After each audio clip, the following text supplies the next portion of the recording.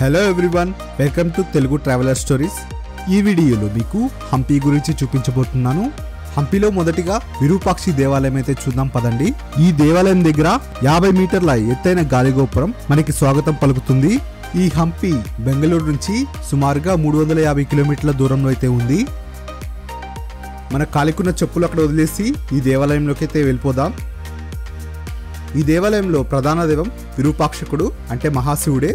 ఈ విరూపాక్షకుడితో పాటు పంపాదేవి గుడి, భువనేశ్వరి గుడి కూడా ఈ దేవాలయంలోనే ఉంటుంది. ఈ విరూపాక్ష దేవాలయాన్ని విజయనగర సామ్రాజ్యం కంటే ముందే నిర్మించారంట. ఇంకా ఈ ఆలయం అభివృద్ధిలో శ్రీకృష్ణ దేవరాయల పాత్ర కూడా ఉందంట. ఈ విరూపాక్ష ఆలయం బయట ఏకశిలతో చేయబడిన నంది కూడా ఉంటుందంట. ఆ ఏకశిల నందిని కూడా ముందు మీకు చూపిస్తాను.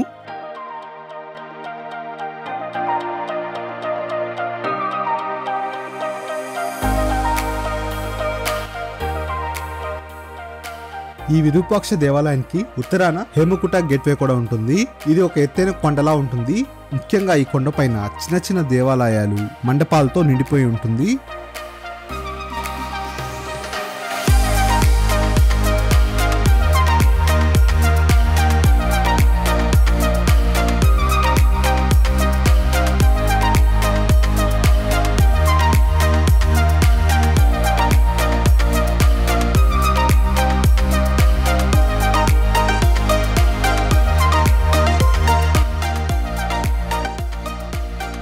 ఈ హేమకుట గేట్వేలోని కళ్ళేకాలు గణేష కూడా మనం చూడొచ్చు. విగ్రహం పాడవడంతో ఇక్కడ ఈ విగ్రహానికి పూజలైతే జరగట్లేదు. ఈ గణేశుడిని శశ్వేకాలు గణేష అని పిలుస్తారు. ఈ విగ్రహం ఒకే బండరాయితో చెక్కబడి ఉంది. మొత్తం 2.4 మీటర్ల ఎత్తైతే ఉంటుంది. ఈ హేమకుట గేట్వే దిగేసి అలా విరూపాక్ష గుడి నుంచి నేరుగా వస్తూ ఉంటే అక్కడ మనకి విజయనగర సామ్రాజ్యంలో ఉండే బజార్ అయితే మనకి కనిపిస్తుంది. ఈ బజార్లో వజ్రాలు, రత్నాలు శ్రీకృష్ణ దేవరాయ కాలంలో అమ్మేవారట. కాకపోతే ఈ హంపిలో ఇలాంటి బజార్లు చాలా ఉన్నాయి. ఒక్కొక్క బజార్లో ఒక్కో రకమైన వ్యాపారం అయితే జరిగేది. అలా ఈ బజార్ మీద నడుచుకుంటూ వస్తే అక్కడ మనకి ఒక పెద్ద ఏకశిలా నంది విగ్రహం అయితే మనకి కనిపిస్తుంది. ఆ విరూపాక్ష గుడి గోపురానికి నేరుగా బజార్ వైపు వస్తే ఈ నందిని అయితే మనం చూడొచ్చు. ఇప్పుడు మనం అచ్యుతారాయ బజార్కి అయితే వచ్చాము. ఈ బజార్ కూడా చాలా విశాలంగా ఉంది. ఆ రోజుల్లో ఇక్కడ చాలా పెద్ద ఎత్తున వ్యాపారం జరిగేదేమో. ఈ బజార్ని చాలా విశాలంగా నిర్మించారు.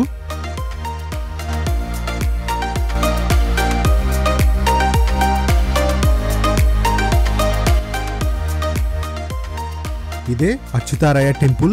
లోపలికెళ్ళి చూడగా ఎటువైపు చూసినా చాలా అందమైన కట్టడాలు అయితే ఉన్నాయి.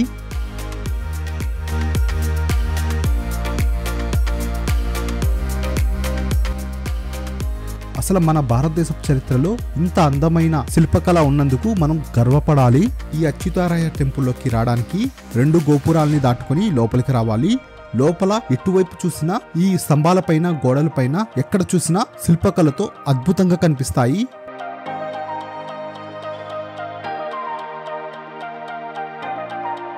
ఇప్పుడు మనం నరసింహస్వామి టెంపుల్కి అయితే వచ్చాము. ఈ దేవాలయంలో ఎలాంటి దేవుడైతే ప్రస్తుతానికి లేరు. విగ్రహాలు పాడవడంతో ఇక్కడ ఎలాంటి పూజలైతే జరగట్లేదు.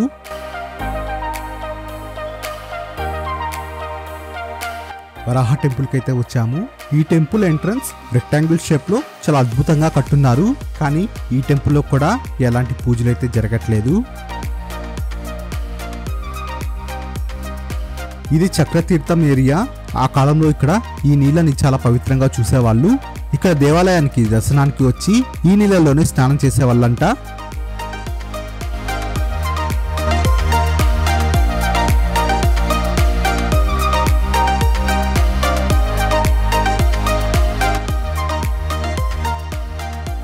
మనం విజయ విఠల టెంపుల్ కి అయితే వచ్చాము.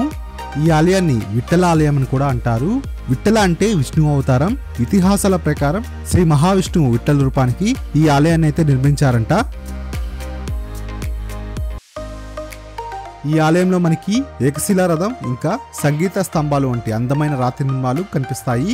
ఈ నిర్మాణాల హస్తకళ గురించి మనం ఎంత చెప్పినా తక్కువే అని చెప్పాలి.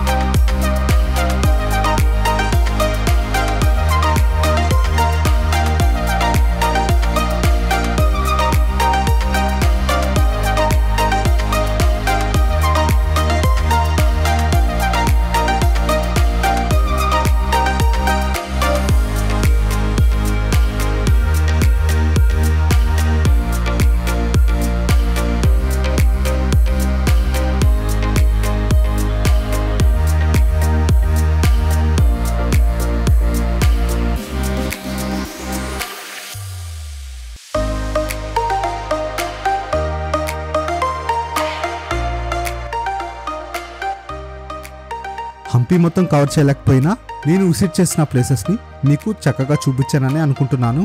ఈ వీడియో మీకు నచ్చినట్లయితే ప్లీజ్ లైక్ చేయండి. మీరు నా ఛానల్ ఫస్ట్ టైం చూసినట్లయితే సబ్స్క్రైబ్ చేసుకోవడం మర్చిపోవద్దు. సరికొత్త వీడియోతో మీ ముందుకు మళ్ళీ వస్తాను. అప్పటి వరకు సెలవు.